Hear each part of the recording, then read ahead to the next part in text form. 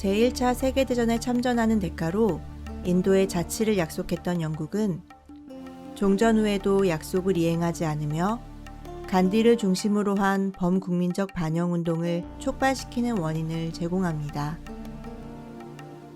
영국 제품 불매운동을 비롯한 무저항 비폭력주의는 인도인들의 애국심을 고취시키며 단합시키는 결과를 만들었고, 민족주의 운동은 본격적인 독립운동으로 발전합니다. 시간이 흐를수록 인도의 강력한 저항에 부딪힌 영국은 강압정책의 한계를 느끼고 서서히 유화정책을 병행하며 인도를 구슬리기 시작합니다. 전 인도의 연방화를 논의한 원타케이에 이어 공표한 1935년 법은 인도의 연방제 자치를 규정하며 인도 자치권의 부여와 인도 연맹 설립 등으로 인도가 독립으로 가는 중요한 기틀을 마련합니다. 특히 이 법률에서 중요하게 강조되는 부분은 현재의 영국령 인도가 기존의 연연방국가인 호주, 캐나다, 뉴질랜드, 남아공 등과 같은 동등한 지위를 얻는 데 중점을 두었습니다. 하지만 이 법은 시민적 자유와 각 지역을 대표할 책임정부 및 연방 입법부의 선거 방법도 확립되지 않은 상태에서 일방적 영토 편입에 지나지 않았기 때문에 인도 국민회의 측의 격렬한 반대에 부딪히기도 합니다. 영국은 1945년 보수당이 퇴진하고 노동당이 정권을 잡으며 여러 가지 개혁 정책을 펼치기 시작했고, 인도의 독립 문제에도 적극적인 관심을 나타내는 등 제2차 세계대전 후 독립에 대한 국내외적 여건은 인도에게 유리한 방향으로 흘러갑니다.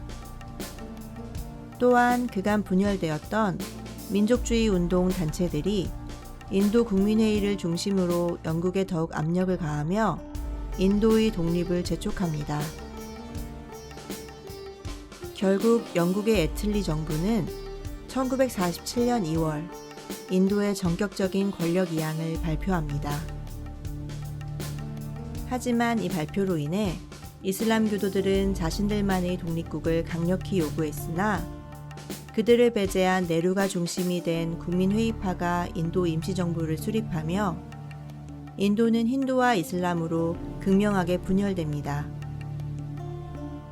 제2차 세계대전이 끝나고 독립을 눈앞에 둔 1945년만 해도 인도의 분리는 아무도 예상하지 못했지만 당시 인도에서는 변화의 바람과 함께 무슬림 연맹이라는 이슬람 정당이 정치권에서 약진하고 있었습니다.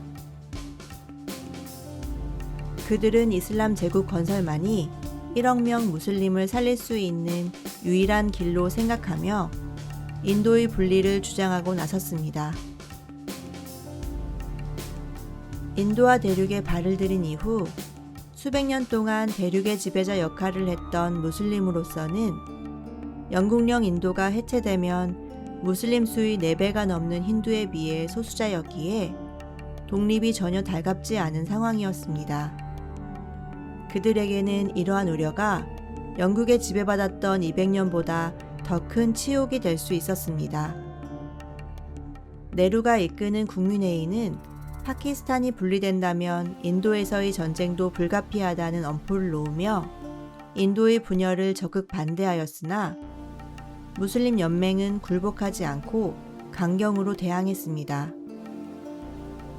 결국 인도의 분리와 통일이 뜨겁게 맞섰던 1947년 6월 영국의 총리인 클레멘트 애틀리가 인도와 파키스탄 분할 계획을 전격적으로 발표하고 8월 15일 인도 총독부가 철수할 것이라고 선언하며 인도는 분단이라는 비극을 맞습니다.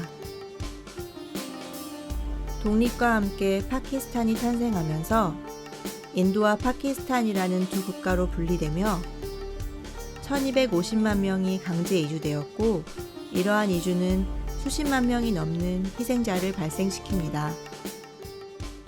인도는 힌두교와 이슬람교를 비롯한 다른 종교가 공존하는 국가로 파키스탄은 압도적 무슬림 국가로 탄생되었으며 1971년 동파키스탄이 방글라데시로 독립하면서 결국 인도는 세 국가로 분리되는 결과를 맞습니다. 독립 후 인도와 파키스탄은 외교 관계를 수립했지만 폭력적인 분열과 수많은 영유권 주장으로 서로에게 총과 포탄을 겨누며 수차례 무력 충돌과 군사적 대립이 지금까지 이어지고 있습니다. 분단의 비극 이후 수차례 전쟁까지 치룬 두 나라의 마찰은 국제관계의 큰 관심사이며 국제 정세에도 지대한 영향을 미치고 있습니다.